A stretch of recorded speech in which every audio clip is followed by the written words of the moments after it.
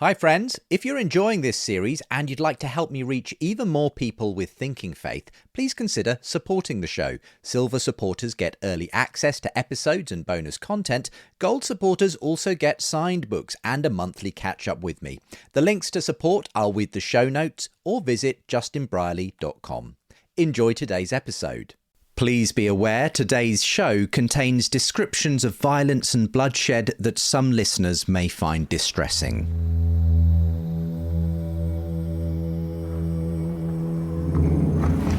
This is Sinjar, 80 miles west of the monastery. ISIS came here in August 2014. By the time they left 5 months later, 5,000 men had been massacred, women and children carried off.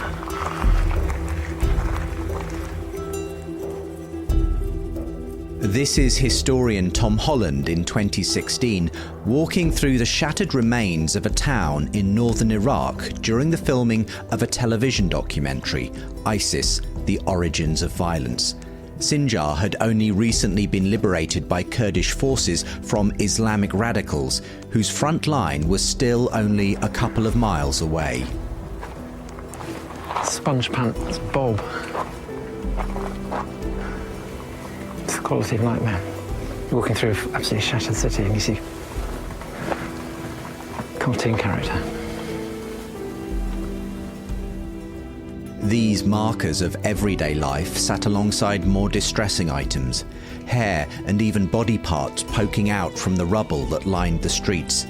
This had once been the heartland of Syriac and Armenian Christian communities going back centuries and living in relative peace alongside other religious minorities. Now they were gone, the blown-out doorways daubed with the graffiti emblems that showed that Christians or Yazidis had once lived there. These were the homes of fathers and sons who had been rounded up to be shot, mothers and daughters captured to be sold as sex slaves. They're like ghosts risen up from the past of vanished empires. And they're kind of like ghouls picking their way over this rubble. Oh, I'm going to be sick.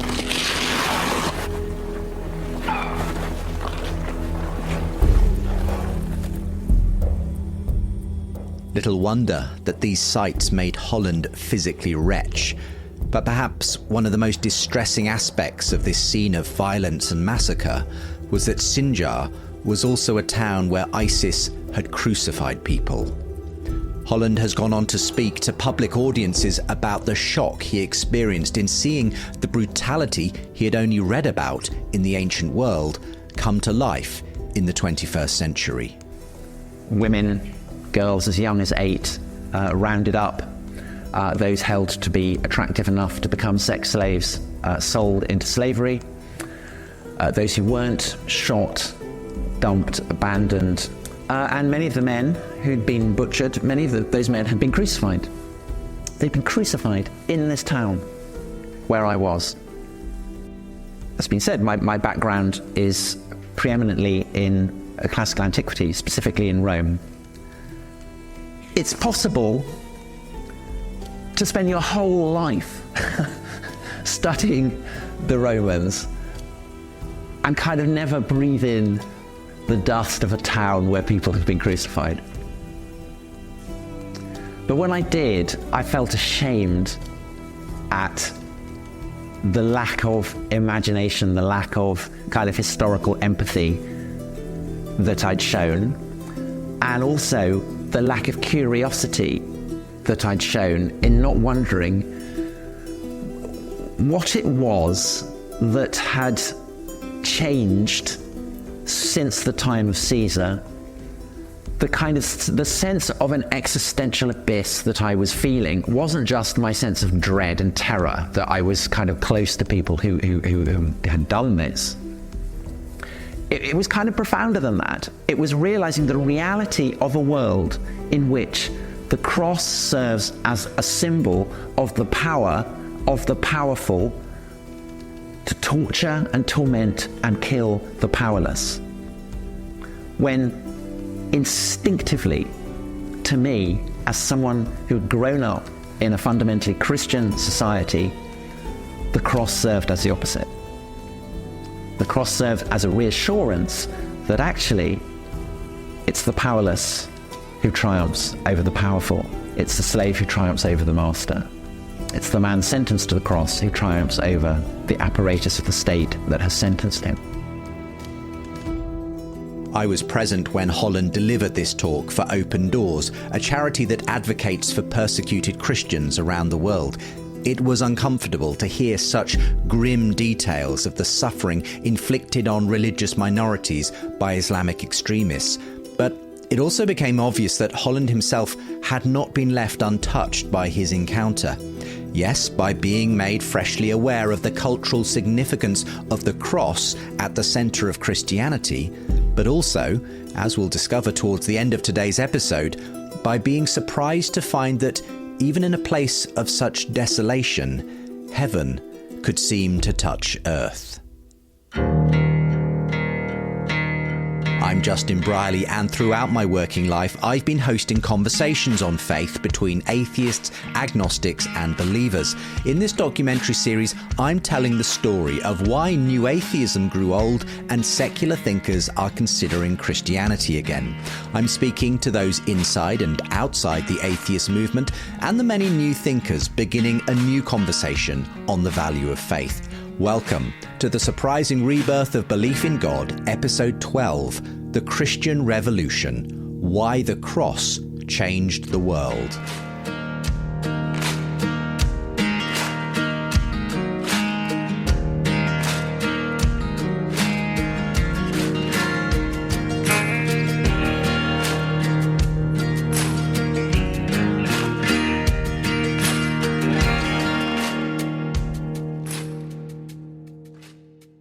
Well, just before we get into the rest of today's show, someone we've heard from quite a bit on the podcast is author and speaker Glenn Scrivener. Hello, Glenn. Hey, Justin. Always great to be here.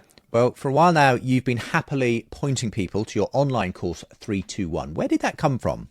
It's a passion of mine to help people get to grips with Christian faith and to do it in a way that's attractive and imaginative and deep and that assumes no prior knowledge. So 321 is my way of showing life according to Jesus. We want it to be like a mere Christianity for a digital age. Okay, so that sounds like it's maybe more for those who are not Christians? Well, yeah, many people have done it who are not Christians, and they've found faith for the first time. We're thrilled about that. But like with Mere Christianity by C.S. Lewis, Christians love that book too. And the first audience we have in mind for 321 is actually a Christian who wants to be refreshed in their faith and to have something to pass on to their Christian curious friends and family. Okay, so Christian or not, this basically gets people to the heart of the faith. Right, and nearly 10,000 people have joined the online platform. It's free.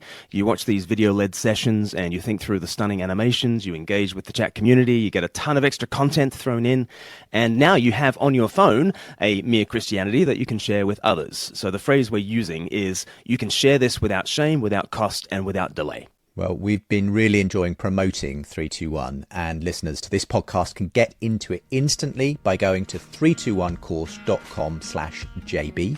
That's 321course.com/JB. Thanks, Glenn. Thank you, Justin. Keep up the good work.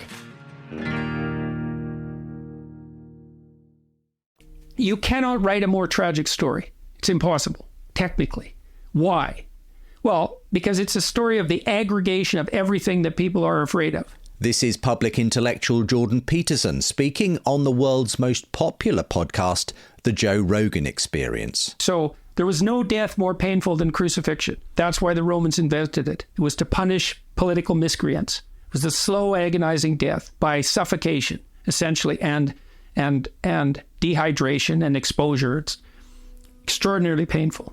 Okay, so that sucks. That's pain, man. Plus, you know it's coming. That's part of the story.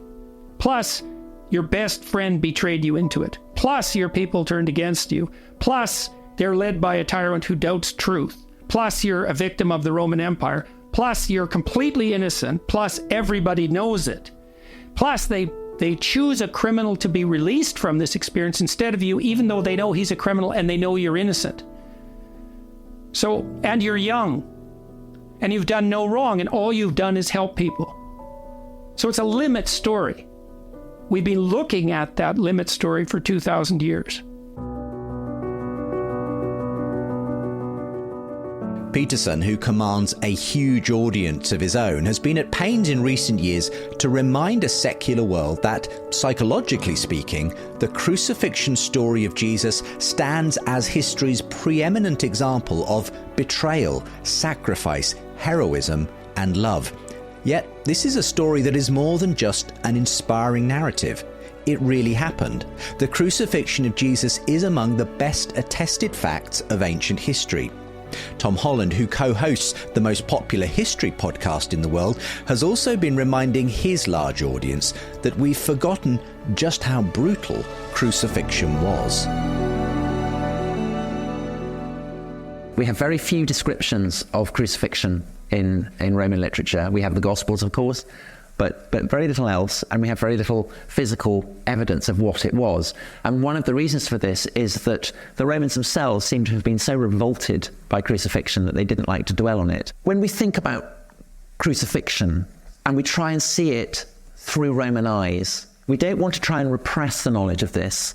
We need to foreground it, because the suffering and the agony, and above all the humiliation of it, was precisely the point. Crucifixion was a fate that was visited on those who were regarded by the Romans as the lowest of the low. People who were rebels against the power of Caesar in the provinces, or even worse, slaves who were rebels against their masters. And the reason that crucifixion was seen as paradigmatically the fate that should be visited on slaves was that you didn't just suffer physical agony. It wasn't just that it was protracted, lasting perhaps hours, perhaps days. It's also the fact that it was public. Your sufferings in a society where to be humiliated, to be shamed was absolutely the worst of fates, your sufferings were visible to everyone. People could gather and point and laugh as birds flocked around your head to peck out your eyes, as you gasped and heaved, hauling yourself up and down, feeling the nail scrape against the bone as you did so. Your agony would be a cause of mockery. And so the body of a crucified slave, of a crucified rebel against Rome, hanging from a cross, served the Romans as a kind of billboard, advertising their power, advertising their authority, advertising their, not just their right, but their duty to impose incredible suffering on anyone who dared to resist them. Until it was eventually banned, crucifixion was commonplace in the Roman Empire. Jesus was just one of hundreds of thousands of rebels, slaves, and criminals who were put to death in this manner. Yet the fact that early Christians made their crucified Messiah and the cross on which he hung the centre of their faith would have appeared beyond bizarre to their Greco-Roman neighbours, as historian Nijay Gupta, author of Strange Religion, explains. There was no more degrading symbol, right? In fact, we found graffiti from Pompeii where they used the language of go crucify yourself or go get crucified, the way we would say go F yourself. I know that's extreme language, but that's how they used that language, right? Go get yourself crucified. But here you have this man, Jesus, who is a foreigner. He's not a Roman citizen. That's a strike against him, right? He's from nowhere. That's a strike against him, right? He has a questionable pedigree, ethnic pedigree and heritage. That's strike against him. And then worst of all, he was crucified. I mean, there was almost nothing in the Roman world more degrading than being crucified. There's no way back from that, right? It was known as the punishment that you would give to slaves, and slaves were essentially seen as non-people. There's a famous piece of graffiti we found from the ancient world called the Alexamenos graffito, and it seems to be a teenager's doodling, and they doodle a picture of a man on a cross with a donkey's head, and then they have a stick figure person standing next to it saying, and then it says Alexamenos worships his god, Alexander worships his god. And we think that this is actually making fun of Christians. To worship a crucified person is as stupid as worshiping a donkey. And yet these Christians believe that this person was actually the center of the universe, and that this person has all power and authority in heaven and on earth. And this was just wild. It would be like just rolling a dice and making up a religion is the way the Greeks and Romans would look at it.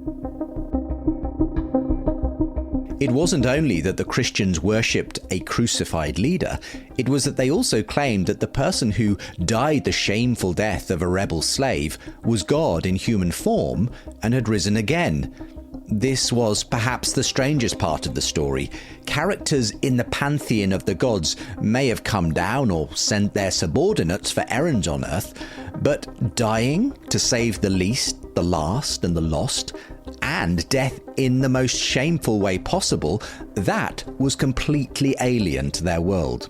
Yet this was the central belief, affirmed in one of the earliest Christian hymns we have, quoted by Paul in the 2nd chapter of his letter to the Philippians, when he told his readers that they should not look to their own interests, but to the interests of others, having the same mind as Christ Jesus, who, though he was in the form of God, did not regard equality with God as something to be exploited, but emptied himself, taking the form of a slave, being born in human likeness, and being found in human form, he humbled himself and became obedient to the point of death, even death on a cross. Nijay Gupta. In all the literature I could find on crucifixion from the Roman world, it was always so-and-so was crucified by X. It was never so-and-so signed up for crucifixion, volunteered for crucifixion. It's always passive. Someone was crucified. But with Jesus, he actually chooses it. That's where the mindset comes in, right? And then you have this great turn, the Christ hymn in verse 9. Therefore, God super exalted him. Now, in a Roman version of this, it would be, therefore, God gave up on him because he was crucified. But it's actually an inversion of what we expect. He was super exalted, given the name that is above every name. And what Christians do is they say, you could look at the crucifixion as a failure, or you could look at it as Jesus doing whatever it takes to honor this supreme God. And that includes his humility and his love for others. Tom Holland. We have to think ourselves into the sandals of the Romans, I guess, to understand and properly appreciate just how unfathomably weird it is that today the cross, of all things, should be perhaps the most instantly recognizable cultural symbol that any human culture has developed, and that it symbolizes not power, but kind of the opposite, that the victim will triumph. The early Christian belief that God had emptied himself in order to become human and to die on the cross for the sake of others came to define the way that they themselves began to engage the world around them through self-giving love, and in turn would revolutionize the way the Western world thinks about compassion, human dignity, and much more. Part of my belief that we're seeing the first signs of a surprising rebirth of belief in God is through seeing more and more thinkers and members of the public recognizing the distinctly Christian water we're swimming in and asking whether we can hold on to such beliefs in the absence of the Christian story. In this episode, as we conclude our act looking at how the Christian story has shaped us, we'll briefly examine the various ways the cruciform nature of Christianity changed our attitude towards the treatment of disabled or unwanted children, universal healthcare, and the institution of slavery. You got involved in a Twitter interaction with a woman who said she would be faced with a real ethical dilemma if she became pregnant with a baby with Down syndrome. You tweeted, "Abort it and try again. It would be immoral to bring it into the world if you have the choice." This is radio host Brendan O'Connor, who has a child with Down syndrome, interviewing Richard Dawkins following a controversy around a tweet that the atheist scientist had made. Now, so you're speaking to somebody who did bring someone like that into the world, okay, but let's put that aside. Why is it immoral not to abort it? Well, that was probably putting it a bit too strongly, but given that the amount of suffering in the world probably does not go down, probably does go up, compared to having another child who doesn't have Down syndrome. What I'm interested in is, how do you know that it increases the amount of suffering in the world to bring in a child with Down syndrome into the world? I don't know it for certain. It seems to me to be plausible. You probably would increase the amount of happiness in the world more by having another child instead. Do you think? But you have no reason for knowing that. I have no direct evidence. No, it just seems plausible. Just, you're such a scientific, logical person that I thought that you could possibly have some logical backup to it. Do you know anyone with Down syndrome? Not intimately, no. Okay, yeah. I mean, look, everyone has their own experience of it, and possibly my experience would be that you're not necessarily right, and I think a lot of people would think you're not necessarily right. But look, anyway. I'm sure that you love your child. Oh yeah, nothing to do with that. I'm not having an emotional discussion with you here. I'm simply having a logical discussion with you. Do you think it would be immoral for them not to do it? Let's leave out the immoral. No, but you brought immoral into it. Okay, well, I take that back. Okay. I think it would be wise. I think it would be wise and sensible. Children who are so-called perfect can cause terrible suffering in the world as well, but I suppose we have no way of checking, have we? No, of course. Yeah. That exchange between Brendan O'Connor and Dawkins is a testimony to the feelings evoked by the question of what value those with disabilities bring to the world, and whether we should even think in such categories. But whether such children, within or even outside the womb, deserve to be treated with the same respect as any other member of the human race is not a question that tended to worry the Greco-Roman world. The very first manual of midwifery in the first century, one of the opening chapters is how to discern the child that is worth rearing. This is Glenn Scrivener, author of The Air We Breathe. Of course, we go yikes, but the ancient people weren't going yikes. They're going, well, we want to build an empire, right? We don't want people holding us back. And so the idea of exposing infants and that kind of infanticide. Just for those who aren't familiar with the phrase, I mean, paint for us what exposure was. Yeah. This wasn't a sort of very sanitized way of doing away with unwanted infants. In lots of different ways. I mean, some were thrown down wells, and some were drowned in rivers, and some were just left on rubbish tips, exposed to the elements, and maybe the dogs get them, or maybe people traffickers get them and put them to work in the brothels, which in Rome were, for instance, state-sponsored. And where do they get all the women from? Well, from warfare and from the exposure of infants. And so this was a common practice, and Christians utterly despised it and stood against it and collected the children and reared them, within communities. And it was this sort of compassion ethic that looks to a rubbish dump and says, I'm going to find something of God, actually, in the least and the last and the lost, because actually, Christ died, and a lot of crucifixion sites were rubbish dumps. It's exactly what you would do with people. They were refuse. And if our God descended there is where we meet God. Jesus says in that famous parable in Matthew 25 that, with the least and the last and the lost, whatever you do for them, you are doing for me. And Christians have taken that very seriously. What were they looking for when they toured the rubbish dumps trying to find children? They were expressing compassion, and they were seeing God in the face of the abandoned child. This is just a radical view of the world. And again, it's not that Christians have been brilliant at living it out. I'm not brilliant at living it out, but I think we recognize it's a beautiful song to sing.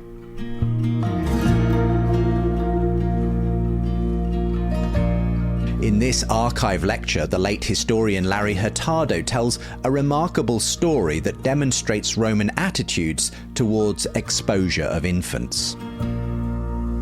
This was legal and appears to have been practiced widely without serious qualms or hesitation, as illustrated by an oft-noted letter from a certain Hilarion to his wife, Alice, written in about 1 BC. After greeting his wife and other relatives, Hilarion asks her to, quote, take care of the little one, their child apparently, and promises to send money as soon as he is paid.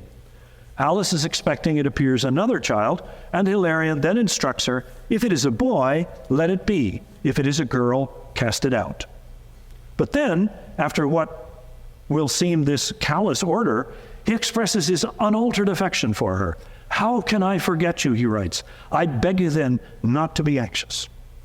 Now, Hilarion was obviously not a monster. He was capable of human feelings. That's my point.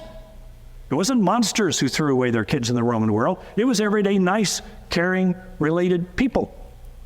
The practice of discarding infants was so widespread and accepted by people that people capable of tender feelings felt little reluctance about it. Along with Judaism, however, early Christianity utterly rejected the practice. Glenn Scrivener. We gasp at that. Nobody, and that's what's so fascinating about doing history, and this was Tom Holland's kind of journey. What is invisible to a Roman is so stark to us. And what we really need to do is to take ourselves out of the culture that we're in, and we see that it's not natural, obvious, or universal that you should keep members of your society that will not be as economically productive. Why should you? Why? Oh, because you should. No, but why? Because it's the right thing to do. Well, lots of people have disagreed. What is it? And I think the most profound answer is because Jesus.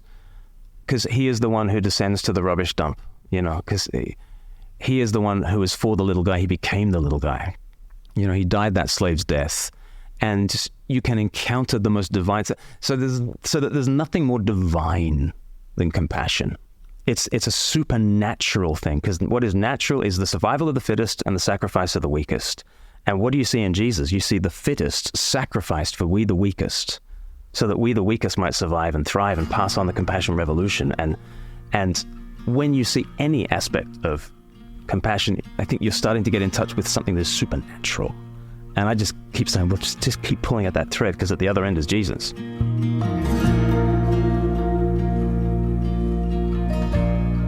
During his life, the secular historian Rodney Stark made the case in influential books such as The Rise of Christianity that it was the Church's response to these issues that caused it to become so popular among women, especially girls who might not have lived otherwise.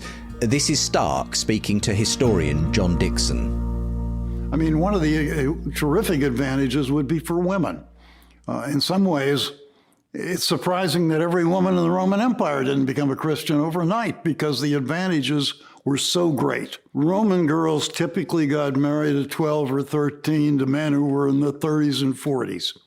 Christian girls tended to get married at 18 and to have some say in who they married, and to not easily be divorced with the expectation that their husbands would be faithful. And perhaps, and this is a messy topic, no abortion. Can you imagine what abortion was like in a world that didn't know about germs, had no anesthesia? It was an incredibly brutal and very often fatal practice.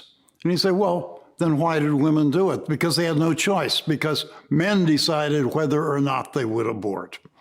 The same was true with the killing of infants. Husbands would say, well, if it's a boy, keep it. If it's a girl, lay it out along the road and be done with it. It was a brutal world, and Christianity provided a very secure haven of humanity for people, and it's not really surprising that that was attractive.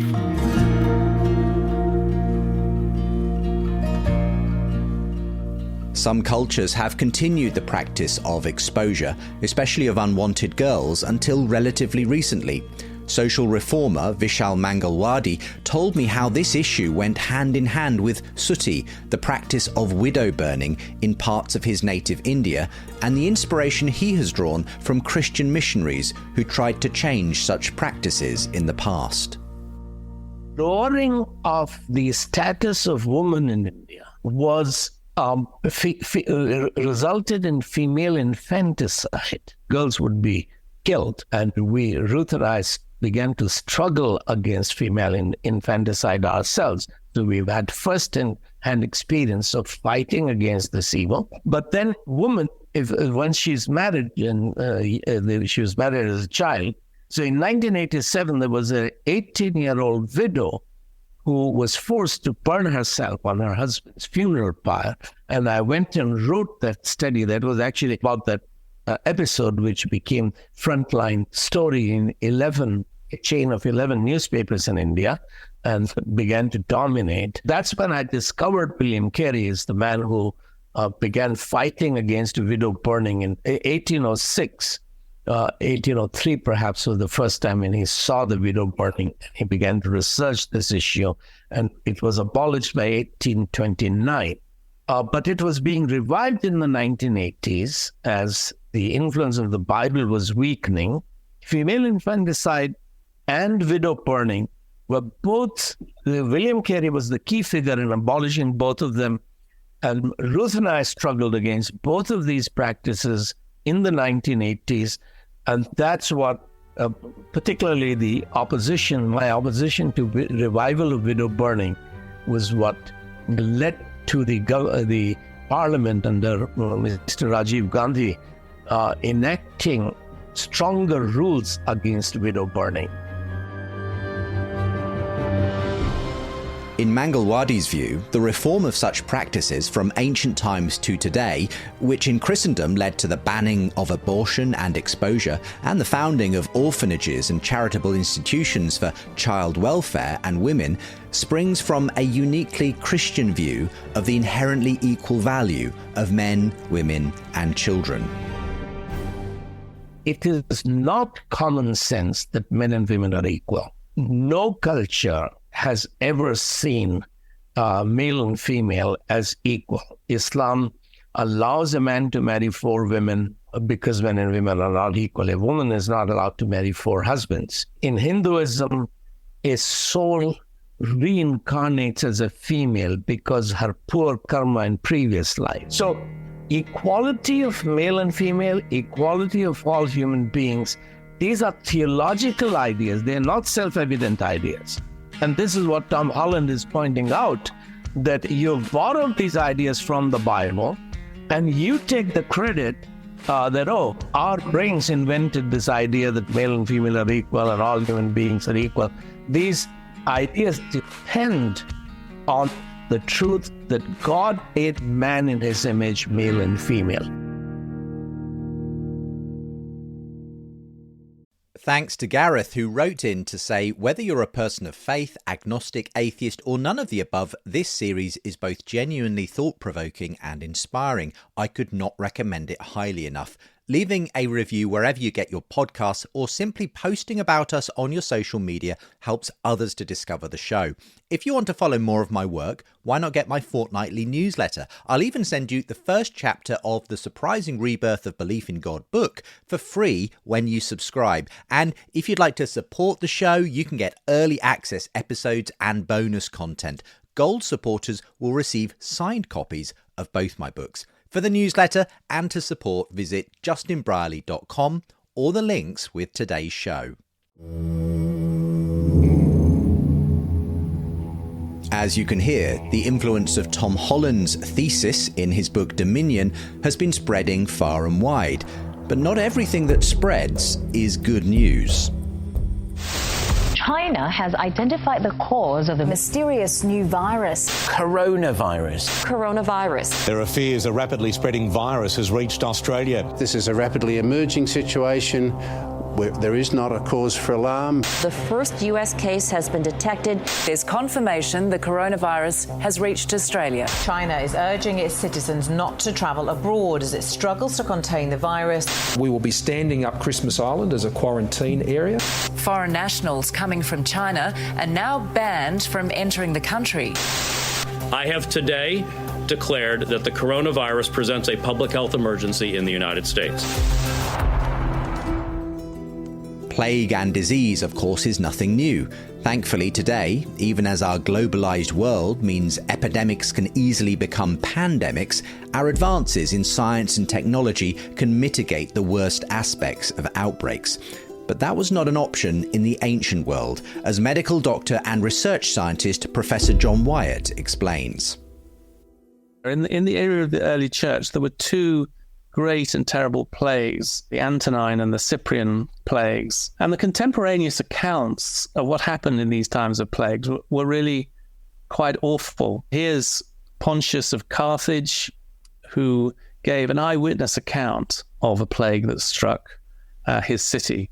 Afterwards, there broke out a dreadful plague, an excessive destruction of a hateful disease invaded every house in succession of the trembling populace, carrying off day by day with abrupt attack numberless people, everyone from his own house. All were shuddering, fleeing, shunning the contagion, impiously exposing their own friends, as if with the exclusion of the person who was sure to die of the plague, one could exclude death itself also. What was most remarkable about the Christian response to the plagues they faced was that, rather than running for the safety of the countryside, they went into the towns and cities devastated by plague to do what they could to treat those afflicted. Rodney Stark. Come the great plagues, and there were several that came swept through the empire in the days of early Christianity. A lot of Christians died treating the sick.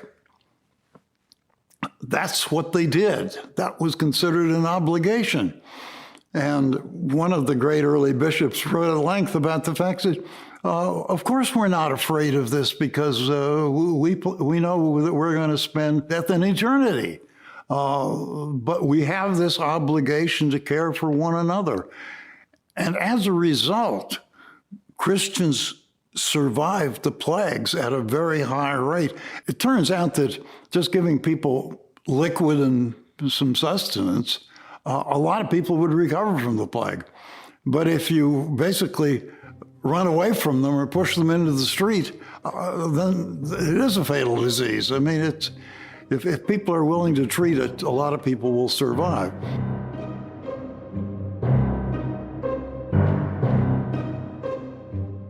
In 251 AD, there was another plague, and who knows what it was? Maybe it was measles. But it was pretty much the same estimates of mortality rates, a quarter to a third of the Roman Empire killed. This is Glenn Scrivener on the Speak Life podcast, picking up on Stark's thesis of how the Christian response to plague led to the growth of Christianity. Towns in Italy were abandoned, some of them were abandoned forever. It massively weakened the military and all infrastructure. But whereas back in 165 AD, Rodney Stark reckons that Christians were 0.08% of the empire, by the time we get to 251 AD, less than 100 years later, he reckons there are 1.9% of the empire. He reckons there are about 1.2 million Christians. And Cyprian, the bishop of Carthage, said this. He said, "How suitable, how necessary it is that this plague and pestilence, which seems horrible and deadly, searches out the justice of each and every one and examines the mind of the human race, whether they care well for the sick, whether relatives dutifully love kinsmen as they should, whether physicians do not desert the afflicted." So plague is an opportunity to reveal the human heart. What are humans going to be like? And this is sort of the sifting that was happening through the plague, and Christians had an opportunity to model something very different from the rest of society.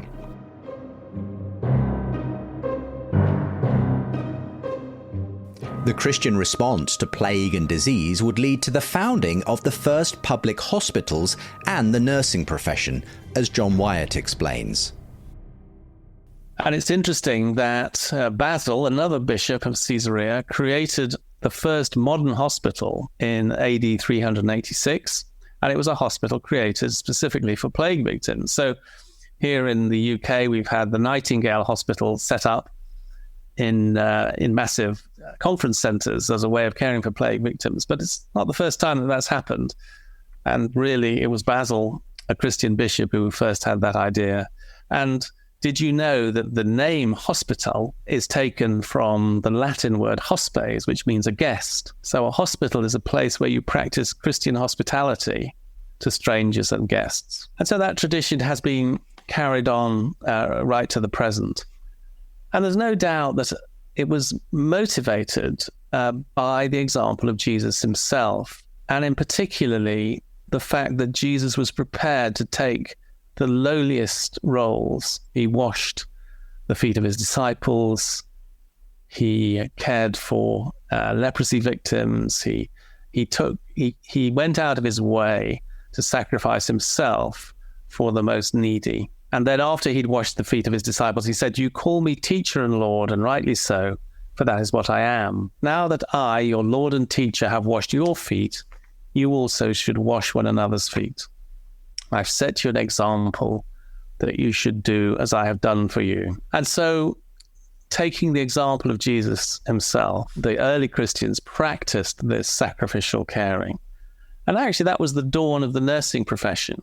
Although medicine traces its origins back to Hippocrates and before then to pagan healers, nursing as a profession was created by Christians. It's a uniquely Christian understanding that taking this lowly position of service is still an act where you can have an enormous sense of respect and dignity because we are following Christ.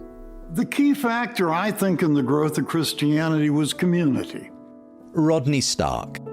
In a world that had no social services, in a world which had many slaves and very poor people, here was an organization in which people took care of one another, which in a sense provided social services that weren't there for anyone else. I'm not sure that, I'm not suggesting that people join Christianity for ulterior motives or just because they got a free meal.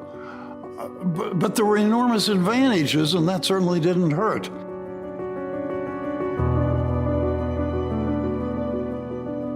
It's not that Christians have a monopoly on healthcare, for instance. It was the Greeks who wrote all the manuals of healthcare and Galen's Four Humors and all that kind of stuff, and manuals of midwifery, and so the Greeks gave us great theory about that kind of stuff, and the Romans they had sort of sick bays that were for your slaves and your soldiers. When your slaves and your soldiers were no longer economically or militarily profitable for you, you'd fix them up and make them profitable again.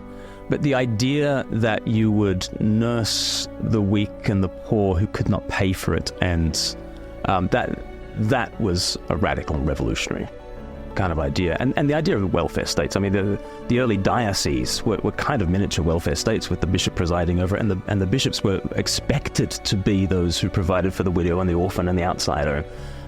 So that kind of thing, and you get to see how odd that was. Odd it was.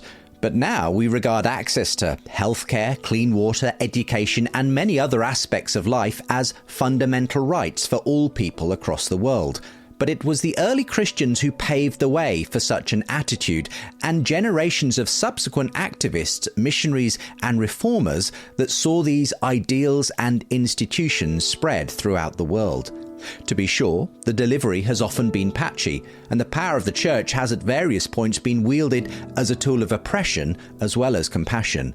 But as John Dickson memorably pointed out in a previous episode, whenever Christians have done so, they have found themselves out of tune with the melody played by Jesus and the self-giving love of a crucified God that inspired the first Christians to be a light in a dark world. Perhaps one of the thorniest issues for historians to grapple with are the triumphs and failures of Christendom when it comes to the institution of slavery.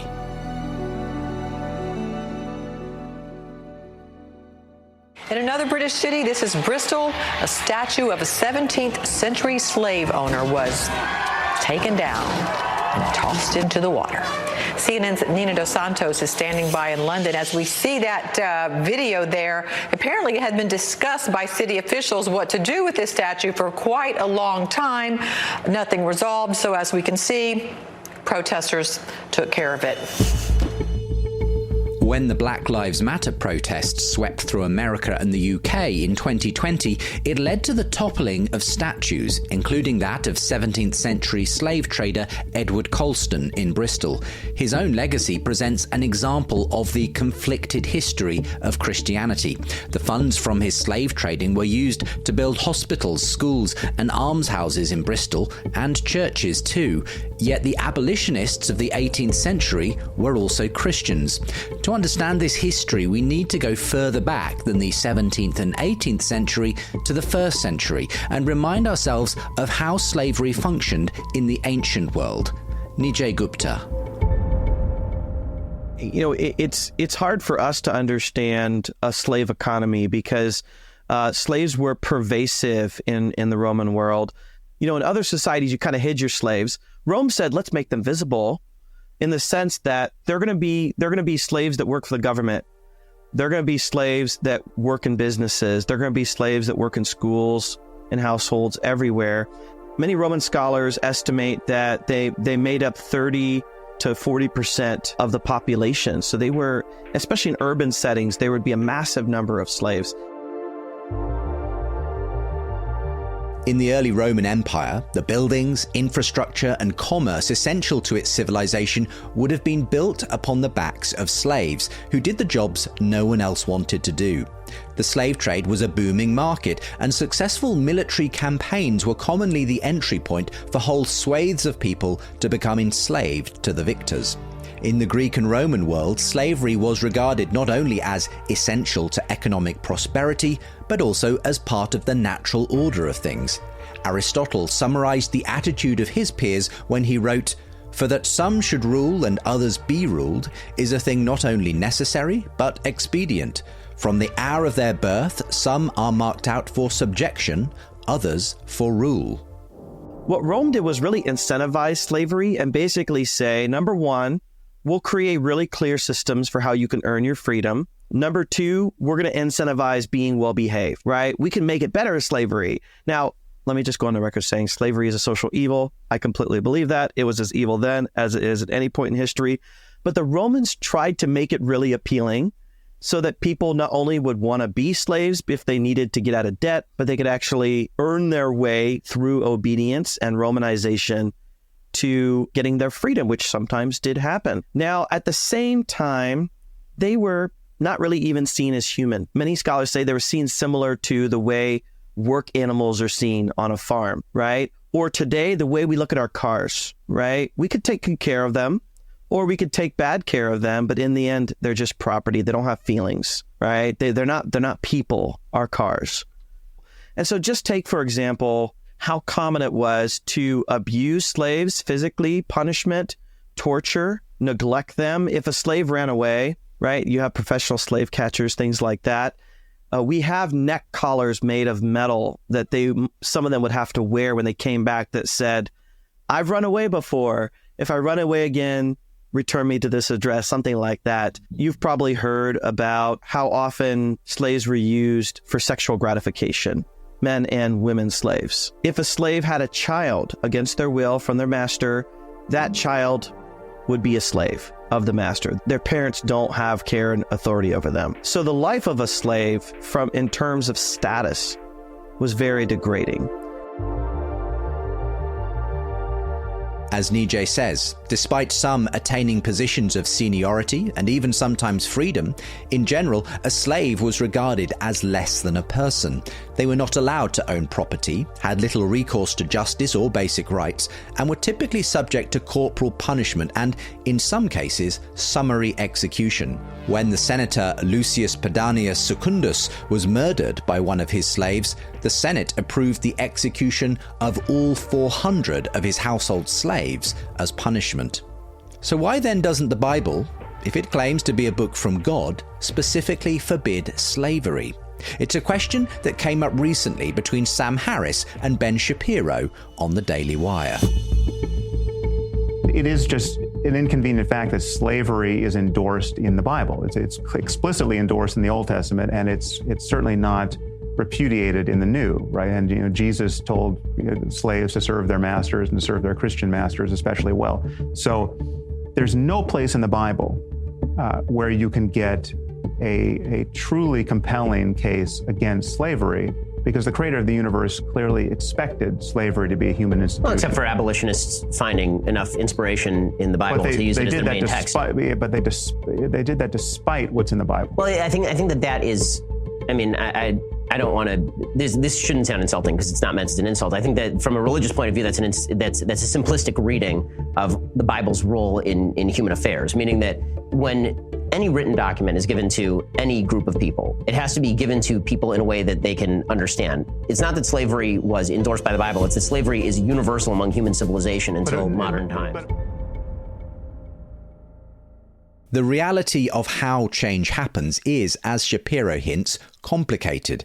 And to correct Harris, Jesus never commands slaves to serve their Christian masters. Harris is probably thinking of St. Paul's household codes in some of his letters in the New Testament, which we'll come to.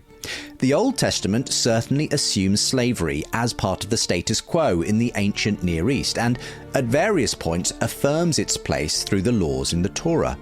But as many scholars have pointed out, the regulations laid down for the treatment of slaves in the Hebrew scriptures were leagues ahead of those adhered to by surrounding nations. This was not the chattel slavery of the transatlantic slave trade, which we'll also come to, but something more like indentured servitude. Frequently, to sell oneself into this form of service was the only way of ensuring survival or economic stability. So was this the ideal for humans, envisaged by Genesis 1's affirmation that God made all humanity in his image? Certainly not. But as many theologians have pointed out, in bringing about his purposes, God may choose to accommodate the cultural norms of a society as it is, rather than move it immediately to where it should be. Much of the Old Testament is the story of God gradually drawing hard-hearted and sinful people out of the practices of the pagan cultures around them towards a radical new awareness of his moral law and his perfect love. But the work of changing human hearts and human culture is a marathon, not a sprint. It takes time. This plays out throughout the whole story of the Jewish people. Having been slaves under the Egyptians themselves, they were reminded time and again that they were to be a light to the nations, bearing the promise of a future freedom. But that light would take a long time to break through in its fullness. Fast forward to the New Testament, and we still never receive an explicit denunciation of the institution of slavery. But Paul's instructions to masters and slaves are notable for the difference they contain to the common household codes of their day. This is New Testament scholar Lynn Cohick speaking on the Public Christianity podcast. You know, there's people today who say about Christians, well, why didn't they just get rid of slavery? As though somehow the Christians, especially in the first 3 centuries, had the power to do that. We have to remember, this is a tiny band. They don't have any political power. All they can affect is their own group. And from the very beginning, from Paul's letters, he really knocks the foundation out from the institution of slavery when he says that owners need to treat the slaves as they want to be treated themselves. And theologically, that God shows no favoritism. Now, that's news to the Greco-Roman world. They did think that God played favorites. I mean, their gods played favorites. But the one true God does not show favoritism. The other way I think that the early Christians reduced the power of slavery was by elevating slaves themselves. So in the 2nd and 3rd century, we have the age of the martyrs. Not that there were a lot of Christians martyred at that time, but those that were remembered, and they shaped what Christians thought about themselves, and they also shaped how the wider public thought about Christians. Well, there are a lot of slaves amongst the martyrs, including, for example, Felicitas, very famous female slave who was martyred, and her story was told every year on her anniversary, so to speak, of her martyrdom. Another slave, Blandina, she's also remembered in probably the most famous history book of all time, Eusebius's Church History. Now, these are slave women, and yet they are set up as models for all Christians, men and women, free and slaves, to honor and to emulate. And so the Christians, even if they didn't have power to remove the institution of slavery, nevertheless gave slaves the ultimate honor. As Coic reminds us, major social revolutions don't happen overnight. But in the New Testament, we do see the trajectory of thought that would one day lead to the abolition of slavery, led by Christians in response to reading their Bibles. St. Paul did not seek to overturn the social order of his day, but he radically undermined it in various ways. We're fortunate to have at least one letter of his that deals with this at a very practical level, written by Paul to Philemon, the owner of a runaway slave, Onesimus, who had come under Paul's care. Under Roman law, a runaway slave was punishable by death, but Paul's letter encourages Philemon to take back Onesimus, not as a slave, but as a brother in Christ. In this lecture for Fuller Seminary, New Testament historian N.T. Wright sketches out why this was so radical in its time. The gospel for runaway slaves is, first, the good news that God loves them so much that Jesus died for them, but it is, second, the news that the reconciliation they have found with the living God is also the reconciliation that must be put into effect with their brothers and sisters. That was hard for Philemon, it was hard for Onesimus, but it was central to the message and mission of Paul the Apostle. You see this quite clearly if you contrast Paul's letter to Philemon with a letter by a near contemporary of his, Pliny the Younger. And he had occasion to write to a friend, a social inferior, about a young man in trouble. Not an exact parallel to Philemon and Onesimus, but not too far off either. But let's just say that in Pliny's letter, nothing changes socially. Oh, he wants his friend to do the decent thing, to be kind after a fashion. But society is not changed. Everyone keeps their place in the social order. Whereas with Paul, something quite radical has happened. He stretches out one hand and says, here is Onesimus. He is my son, my very heart, my second self. And he stretches out the other hand and says, and you, Philemon, we are partners. We're in this gospel business together. You owe me your own very self anyway. I want a return on that investment. And as Paul in this letter reaches out to both of them, we see that though he doesn't explicitly mention the death of Jesus in this letter, he is enacting the death of Jesus and its reconciling power in his pastoral ministry. Paul was moving in the natural direction that Christ's own ministry had established. The Christ who in his incarnation took on the form of a slave, according to Philippians 2. The one who lived among the poor and downtrodden, ministering to both masters and servants. The one who ultimately died the kind of humiliating death reserved for rebellious slaves and criminals. The trajectory for emancipation was established by the Christian Revolution, even though it took several centuries for it to be brought to completion. Historian Kyle Harper. For the first time in the 4th century, in fact, among a group of bishops in what's now Turkey, in Cappadocia, you find actual full-fledged criticisms of slavery as an institution. And in particular, I look at the social thought of an important Nicene bishop in the middle to late 4th century named Gregory of Nyssa, who's the first person to say that slavery is categorically wrong. And it's a remarkable document, a sermon. He's preaching on the book of Ecclesiastes and just absolutely launches on an unexpected and unprecedented tirade. Says all humans have dignity. And in particular says, think about the slave sale. How could you exchange money for the image of God? What has equal value? What has equal worth to the image of God? Human beings have moral reason, and you cannot put a price on moral reason. And it's an extraordinary argument. There's nothing like it in Stoicism. And for the first time, you see this kind of logic that says human beings have dignity, and this has political, this has practical, this has institutional, this has social implications.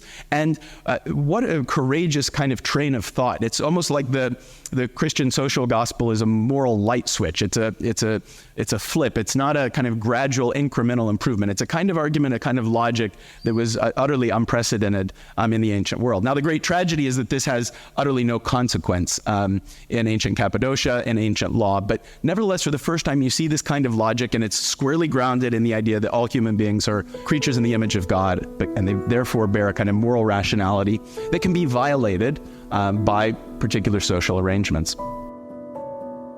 As Harper says, the ideas incipient in Christianity took time to spread through the empire. Slavery was first dissipated with the fall of the Roman Empire in the 5th century, and then the impetus moved through Europe and Britain until by medieval times, slavery, at least in the Christian West, was effectively a thing of the past. Nevertheless, the spectre of a new, racialized chattel slavery emerged in the New World.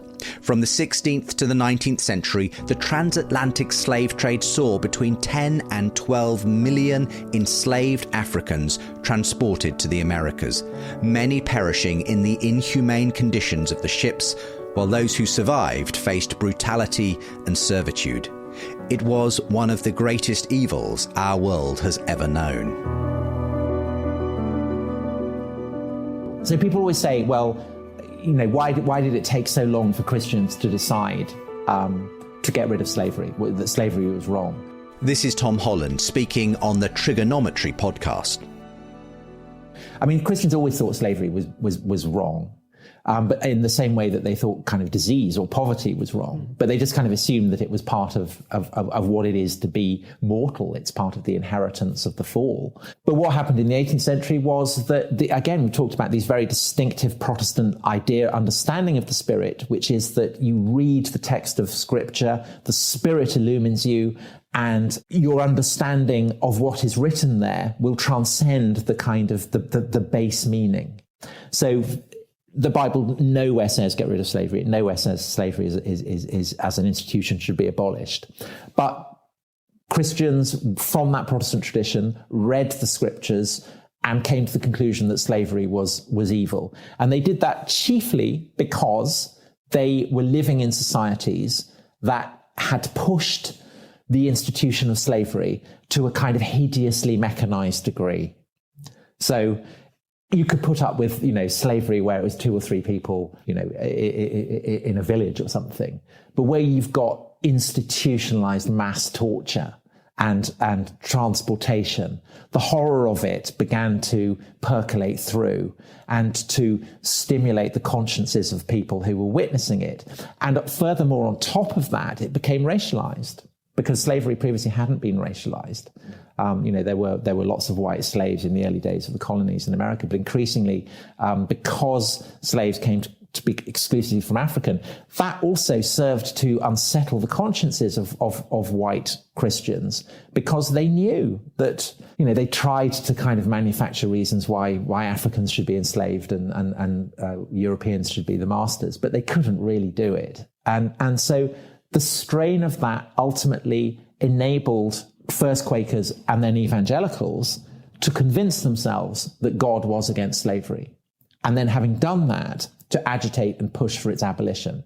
And the abolitionist movement really is the model for every socially concerned progressive movement that has followed since. It kind of, in 1814, mass agitation across Britain forced the Foreign Secretary, Lord Castlereagh, at the Congress of Vienna after the defeat of Napoleon in 1814, to go there. And even though he didn't want to do it was kind of like Theresa May having to go and argue for Brexit. Even though she didn't want to do it, she had to. Same way Castlereagh had to, because he had this mass agitation going on behind him in London and across the country, to go and ask all the other powers, we've got to get rid of slavery. You've got to sign up to it.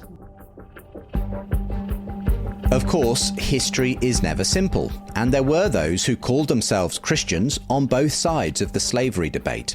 The complicity of slave traders, plantation owners, and those who benefited from this trade inside and outside the church and used the Bible to justify slavery is not something we can sanitize or wave away.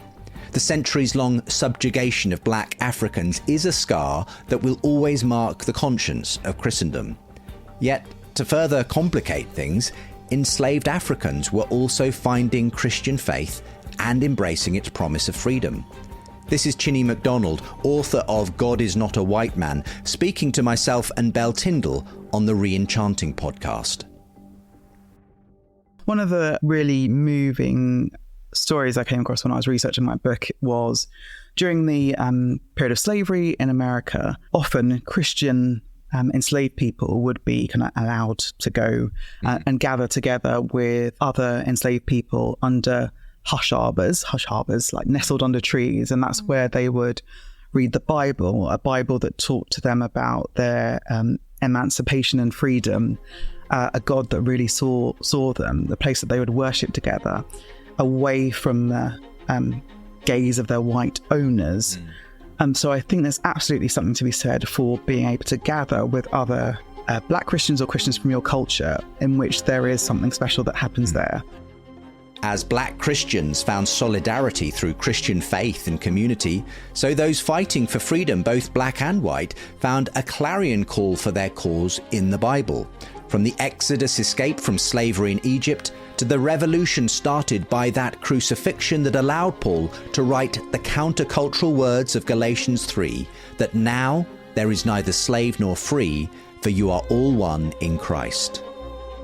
The fact of the matter is, from the outset, when it comes to the abolitionist movement, obviously when you think about people like William Wilberforce, a lot of Equiano, Sons of Liberty and so forth, on up through, Frederick Douglass, Henry Highland Garnet, J.W. Le Guin, so many of our freedom fighters understood the potency of the Christian message and how it actually undergirded their fight for freedom. This is Adam Coleman, founder of the True ID podcast and ministry, explaining why the slave trade was ultimately undermined by those who took the Bible seriously.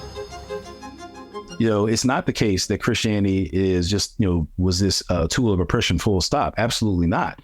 It was actually Christianity that gave the abolitionists and then later on civil rights leaders the moral capital, if you will, to leverage against those systems of oppression. And so the reality is that for much of the slave trade, there were swaths of slave masters who actually prevented the preaching of the gospel because based upon English common law, it was illegal to own an enslaved person who professed to be a Christian. And so what you begin to see enslaved persons trying to leverage the courts to petition for their freedom on the basis of having been baptized.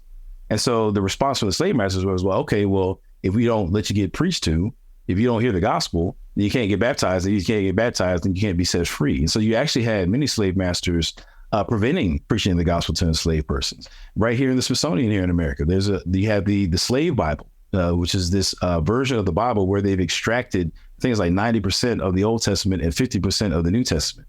Anything associated with the Exodus, anything associated with equality between the enslaved person and the slave master, anything like that was taken out. And then this redacted version of the Bible was given to enslaved persons to read and learn from. Well, my thing is, if Christianity is such a handmaid for slavery, then why would they have to take out 90% of the Old Testament and 50% of the New Testament in order to substantiate their case?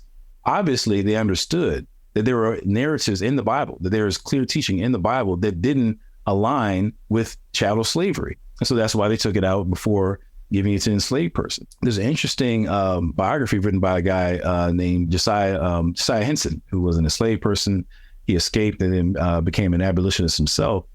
And he talks about how later on in his life, he went back to the plantation where he was raised. And he brought his wife there. He wanted her to see where he had come from, essentially. By this time, Civil War was over and slavery had ended. And when he gets back to the plantation, everything is kind of overrun with brush. It is all looking shabby and everything. By this point, his slave master had passed away, but the wife is still alive. So he goes in to see her, and she's all sickly. She can't recognize him. And the only way she's actually able to recognize him is he has scars on his arms from years earlier where he had actually saved the slave master's life. And so in feeling those scars, she recognized who he was. And so she says to Josiah Henson, "Oh, sigh. That was short for Josiah. "Oh, sigh, I'm sorry to tell you this, but your master is dead and gone." To which he replies, "No, madam, my master is yet alive." He was referring to Jesus Christ.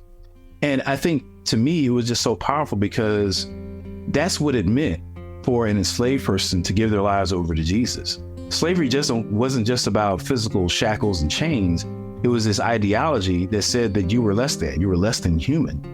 And it was actually through Christianity that so many people found this equalizer of dignity, humanity, moral value, and so forth, which they were able to anchor their souls in, And so I think that those stories need to be told.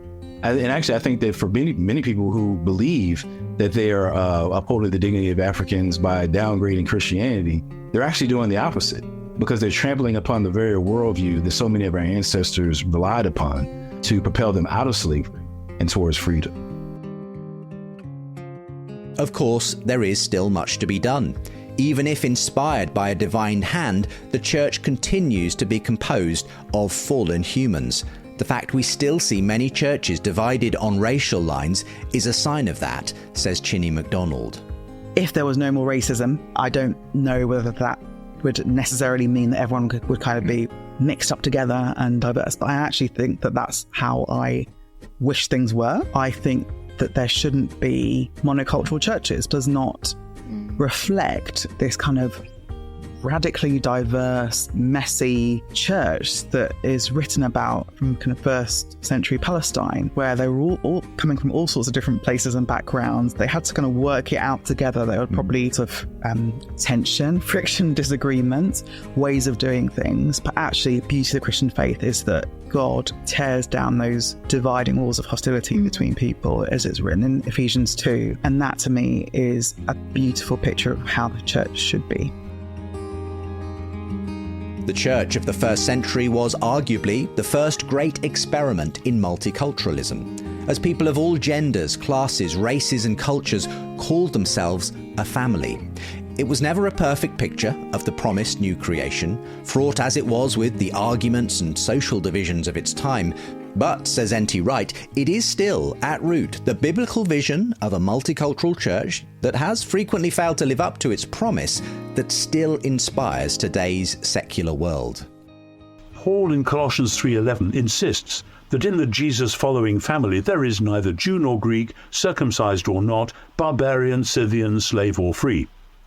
That's what it means, he says, to put on the new humanity, which is being renewed in knowledge according to the image of the Creator.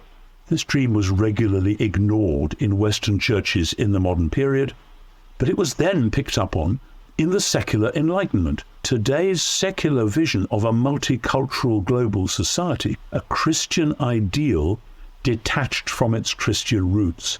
If the church doesn't speak up, others may do it instead. Sometimes, as Jesus warned, the children of this age are wiser than the children of light. So, as Pope Benedict said when speaking prophetically to the United Nations in April 2008, the human rights discourse has become a way of trying to get the fruits of the Judeo-Christian tradition while detaching itself from the roots.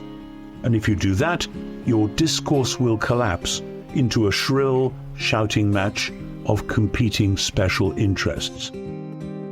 In this episode, we've explored how the Christian story has shaped our modern notions of care for the weakest and most vulnerable, children, especially girls and those born with disabilities, how it has created charities, hospitals and the nursing profession, and how, despite its checkered history, it inspired the overturning of slavery, an institution that had been the de facto norm across the world for millennia.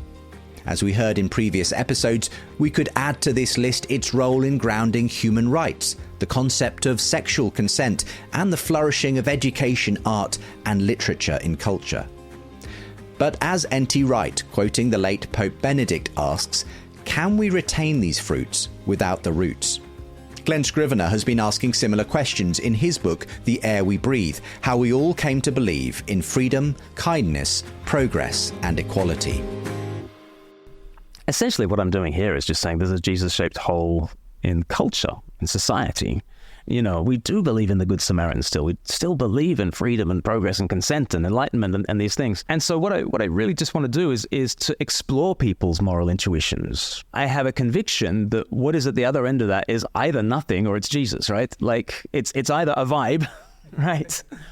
Or there's something substantial, and that something substantial is Jesus. And so like a really obvious or practical thing is, my neighbor he was on Facebook, and he just showed me this video of a kid who was profoundly disabled, who was the basketball team kind of looked after the uniforms all season in this high school basketball team. And he was brought on the final game, and he was set up for the final shot, and he missed the first shot, but that's okay. The opposition is even giving him the ball, and he shoots again, he misses, shoots again. When he scores, oh my goodness, the roof just erupts. And we both had, this real spine-tingling moment of watching pure compassion, right?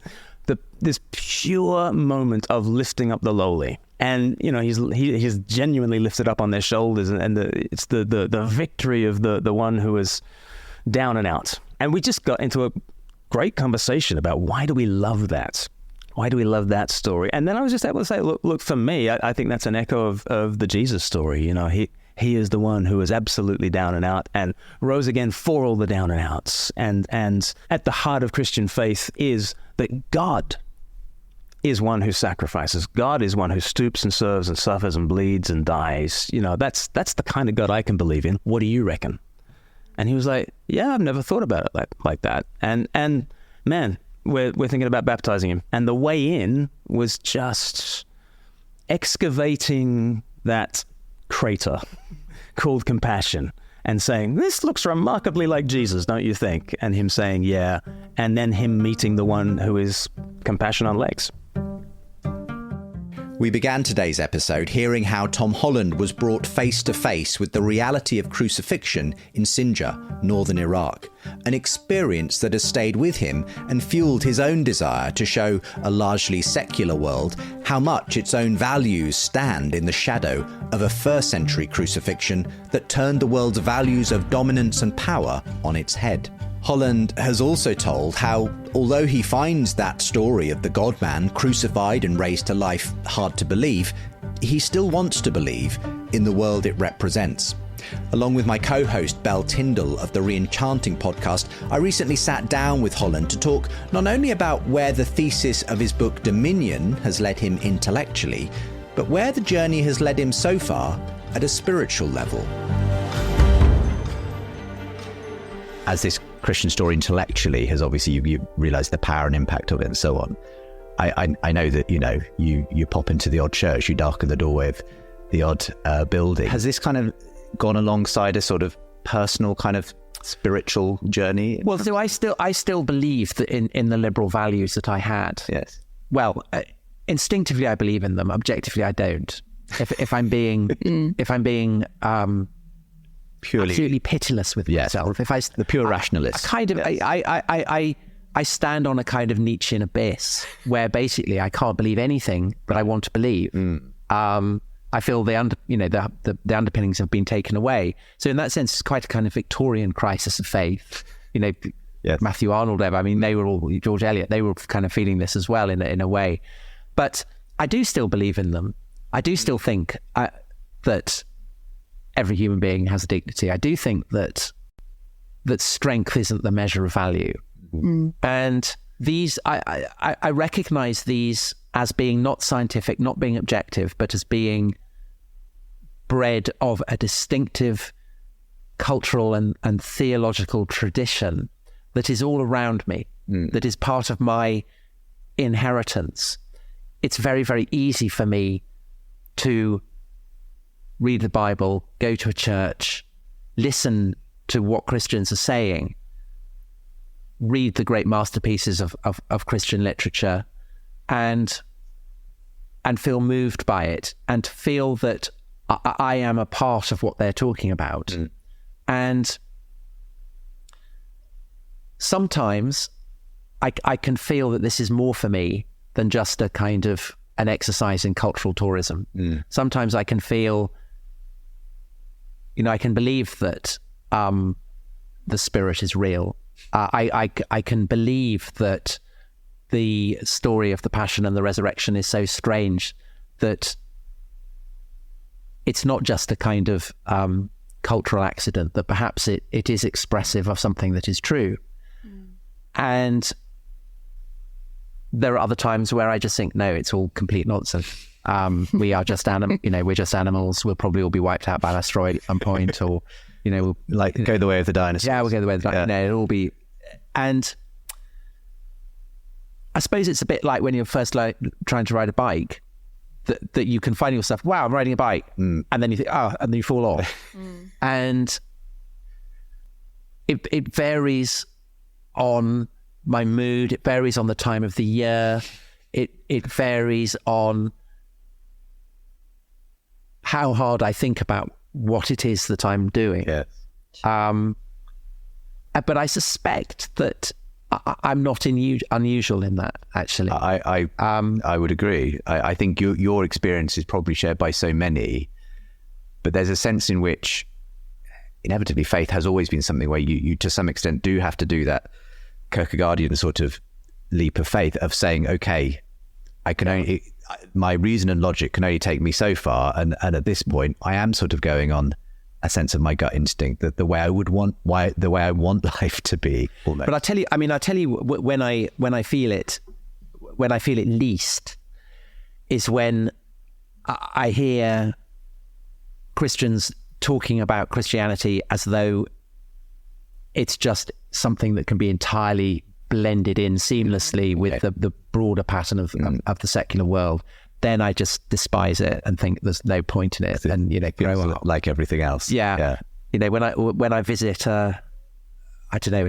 So I've just been to Kent, exploring pre-Norman conquest Kent, and I went to St. Martin's, on the outskirts of Canterbury, which is the church that Bertha, who was the Frankish queen of Athelbert of Kent, who receives Augustine, first of the archbishops of Canterbury, and she'd been given this place that seems to have been a Roman mausoleum.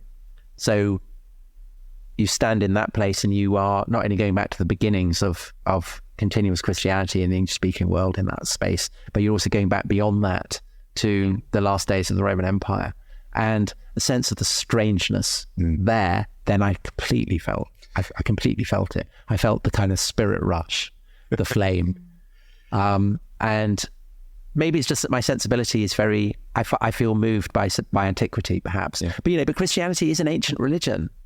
Yeah. And that antiquity, it's written through time. That's the whole point of it. Yeah. Augustine talks of the church as being on a pilgrim church going through time. So the fact that Christianity is situated in time, in history, is important. And I personally find that very moving, and that I find that I crave the enchantment. And I think a Christianity that has bled itself of enchantment is a pallid and an anemic thing.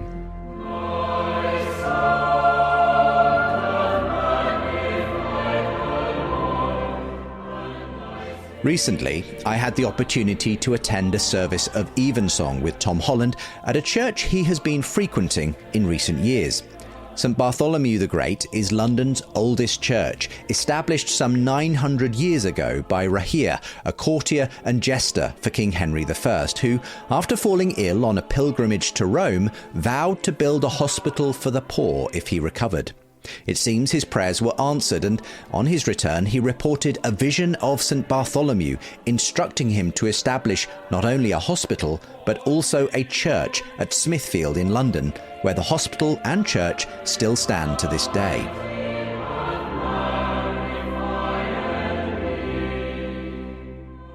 The worship at St Bartholomew the Great, in the high Anglo-Catholic tradition, is perfectly suited to its ancient colonnades, arches and vaulted ceiling that seems to disappear into the ether of hazy incense above you.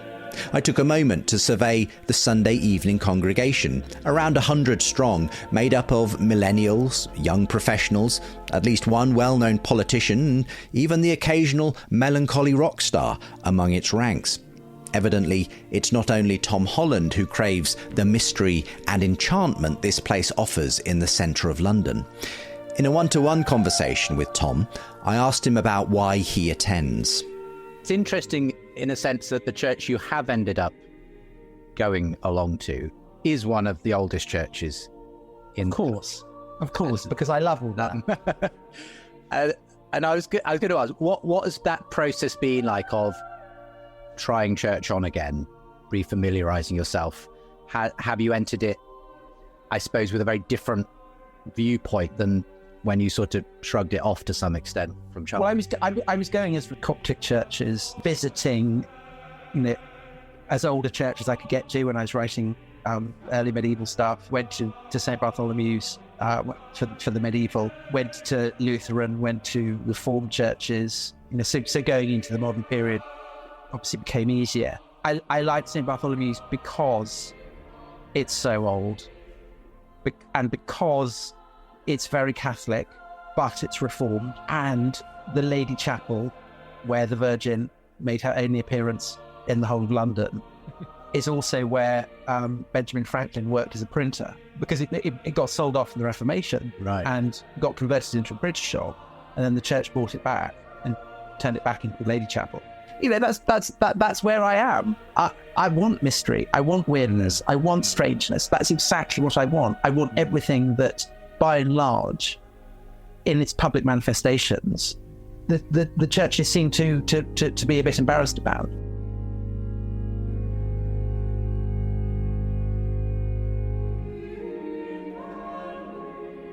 For me, the most moving part of the evensong we sat through at Great St. Bartholomew's was a beautiful rendition of the Magnificat.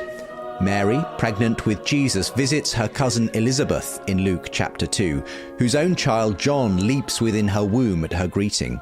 With its famous opening line, "My soul doth magnify the Lord," Mary offers a song of praise that is a foretaste of the kingdom that her child will inaugurate. He hath showed strength with his arm. He hath scattered the proud in the imagination of their hearts. He hath put down the mighty from their seat, and hath exalted the humble and meek. He hath filled the hungry with good things, and the rich he hath sent empty away. Tom says he wants the strangeness, the weirdness, the mystery of Christianity. But arguably, this is the strangest part of all.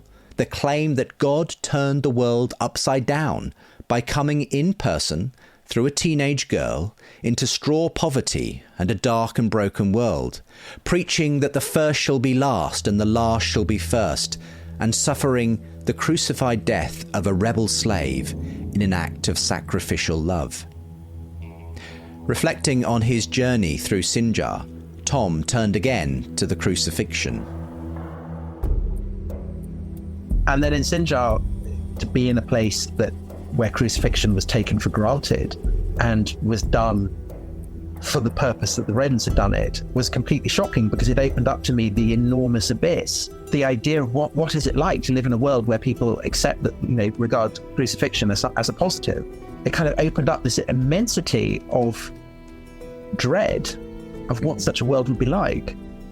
Because ultimately, you kind of psychologically depend on the assumption that torturing people on a cross is wrong. But if people don't have that, then it kind of opens up a sense of existential dread, I think.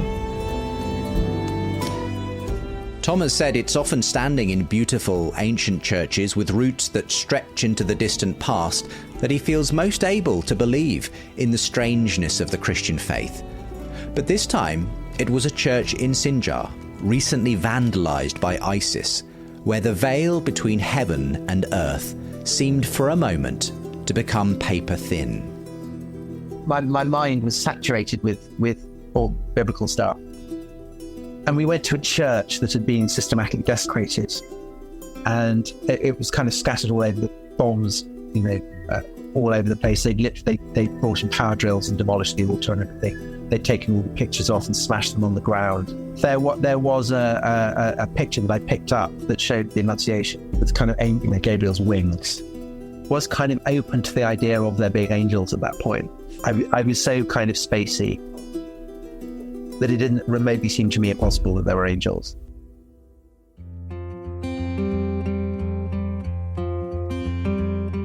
It was kind of a kind of sweet sense of intoxication that perhaps everything was weird and strange. And the moment you accept that there are angels, then suddenly the world just seems richer and more interesting.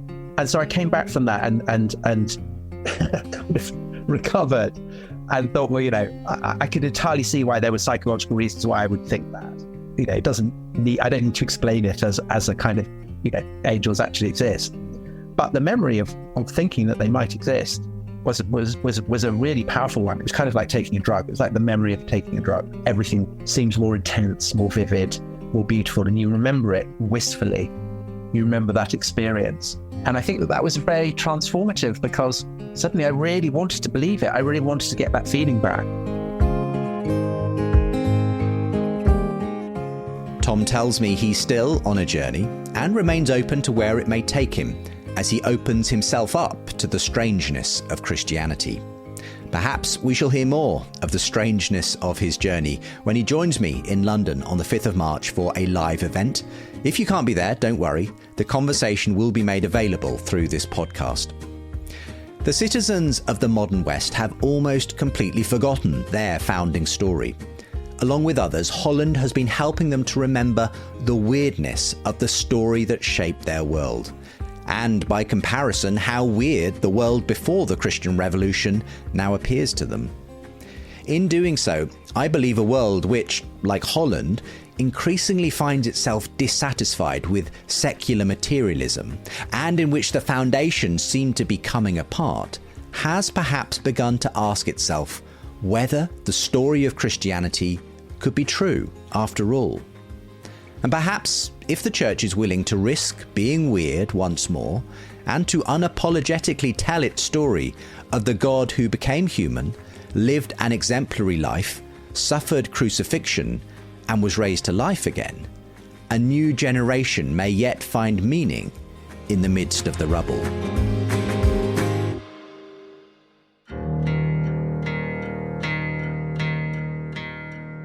You've been listening to the surprising rebirth of belief in God, telling the story of how new atheism grew old and secular thinkers are considering Christianity again.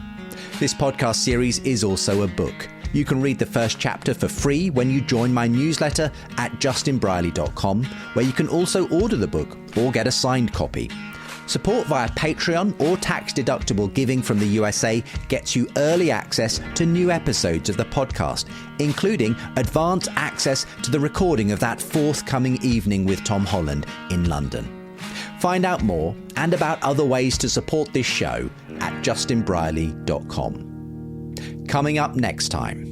It was one of the things that I thought was fundamentally wrong with the new atheist case, is that they kept behaving as if belief in something was actually optional. And I look back and it always moves me just to talk about it, because I feel like God put himself out of the picture so I could hear it, It's like another lifetime, pal, but I can't get away from it. More surprising conversions. Why celebrated author Francis Spufford and Hollywood screenwriter Andrew Klavan came to faith.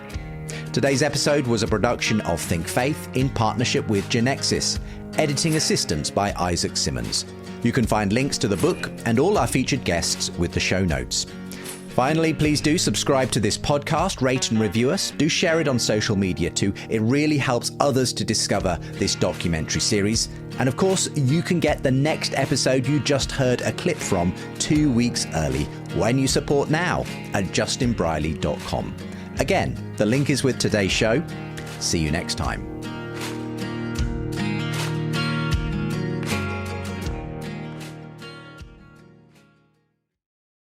Thanks for listening today, and to Ellis, who left this review saying, one of the best podcasts I've ever listened to. Historical, insightful, reasoned, and full of heart. So necessary in a culture that has forgotten why it is like it is. Just bought the book too. If you can leave a review, it helps others to discover the show. And if you want to buy the book, like Ellis did, you can get a signed copy from my website. As it happens, gold supporters of this show get signed editions of both my books anyway, plus lots of bonus content and early access. And of course, your support makes a huge difference to me being able to produce this podcast. So for the book or to support, visit justinbrierley.com or follow the links with the show notes.